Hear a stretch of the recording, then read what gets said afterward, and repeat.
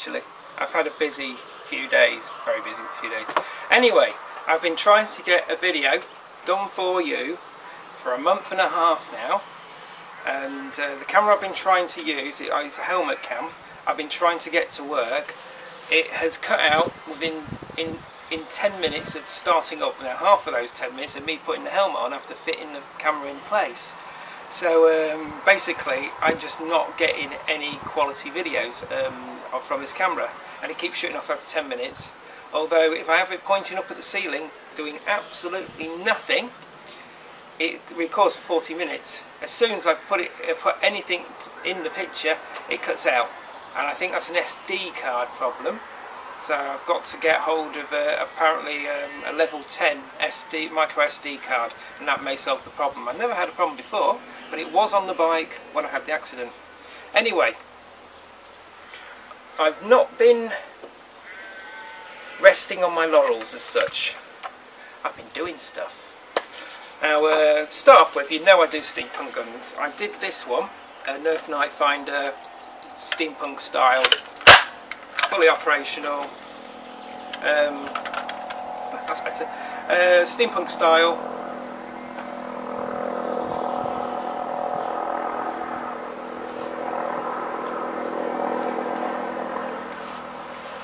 I'm in the middle of the bloody countryside. And can you get any peace and quiet?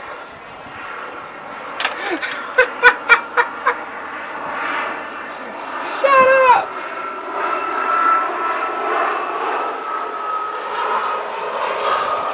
Okay, that's an air ambulance, that's allowed. Shifting quite fast. Anyway. Before my accident, I made this. Quite literally a couple of weeks before my accident, I put this together. I painted it. I actually hand painted this one. Nerf Nite Finder, the laser strike removed bit, so the battery is removed, and yeah, and I did that, and it sat in a box since the accident. But since then, after the accident, I went out, and I was probably really high on morphine at the time. Went out and I was obsessed with getting more Nerf guns to steampunk, and so I bought a load, and they went and sat in a box for quite a while. And a few weeks ago I thought I'll do something about it, so I started off with this one, which is a Nerf Jolt. It has been de-restricted, so it's fully operational firing mechanism in the steampunk style. I call this copper distressed. So yeah, it's slightly different. I quite like this little one. This is sort of like the ladies' handbag steampunk gun. On the similar lines, I've done this one, which is also a Nerf Jolt that I've de-restricted. Added some little extras. I've got a bulb there. You could technically plug this bulb in, but I wouldn't. You've got an extended barrel with finishing touches. The extended barrel, I was quite impressed actually worked. I was very impressed that it worked when it happened. But that's that one. And then on the similar lines to the Nite Finder, I also bought this Nite Finder, which has got an extended barrel and little points putting extra ammo in. It's got the crystal on top. It is fully operational. So yeah, that one's in bronze and copper distressed effect. That one's in bronze distressed effect. And then this one, Nerf Maverick Rev 6, fully operational. All works. This one's in brass and steel distressed effect, with little extras here and there, but I do like this. This is what I like. You've got the barrel there. I've taken off the little stoppers. That means that the barrel comes out fully rather than it's a restricted barrel. So that's fully operational now. So it is a case of you can go along, put your ammo in, lock it in, fire, and it is so nice. Rev 6. As with anything steampunk, it's not a matter of just sticking cogs onto it and calling it steampunk, or copper things and calling it steampunk. No, what you do is you've got to think about the function of the item that you're steampunking as such.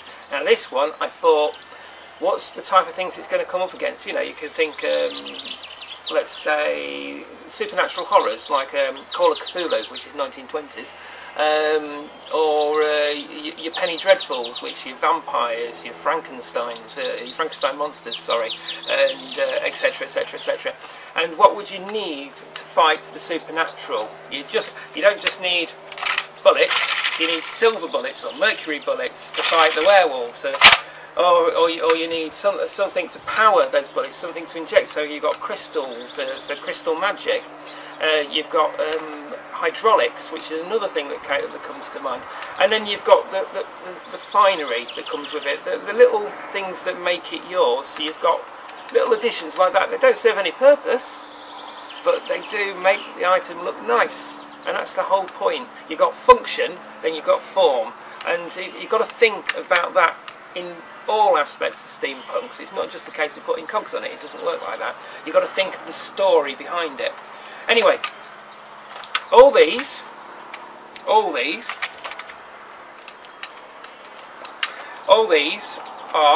on my Etsy shop. I've opened an Etsy shop because I can't just have these sitting around doing them for myself. I've got to actually earn some cash, strangely enough. That's another story. But yes, all these are in my Etsy shop.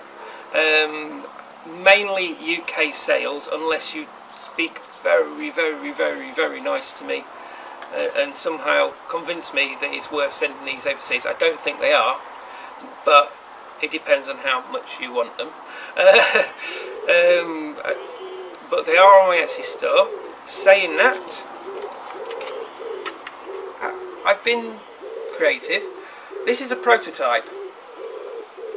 It's a candle holder made from semi-recycled metals, semi-recycled items. The candle isn't. The candle's not recycled. But this is a candle holder made out of chain. So I call this diesel punk, distressed, gothic diesel punk, whatever you like.